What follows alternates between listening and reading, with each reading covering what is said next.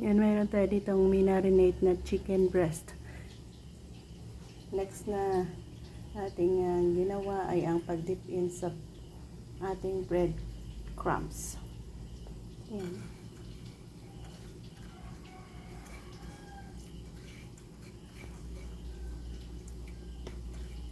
Easy lang na paraan kung paano natin gawin ang ating fried chicken breast na ito.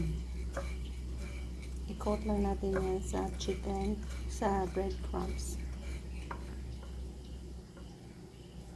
Ayan. At piprituhin natin. Pagkatapos natin ma-dip in sa breadcrumbs, piprituhin natin. Meron na tayong na first batch dito. So, pag-marinate ang ating mga sangkap, isang pirasong itlog, garlic powder, paprika, asin, soy sauce. Adjust nyo lang ang timpla ninyo.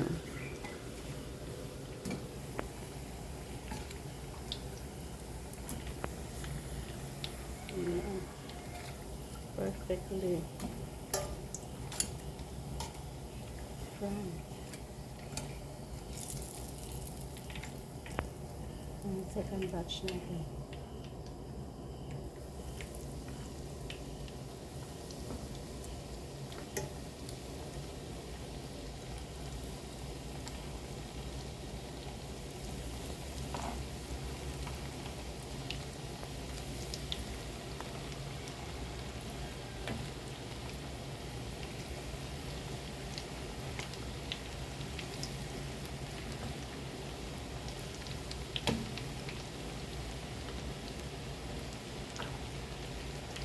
Ayan, ang ating second batch. Ito ang ating mga nagawa na. Yan, at we're done na. Ito yung kabuuang isang pirasong chicken breast natin na kinat natin sa size na ganito. Napakadami na din.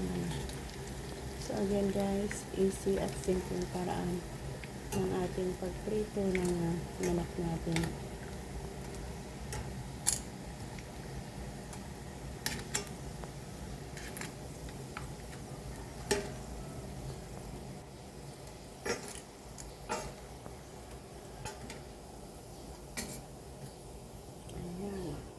Ayan, crispy.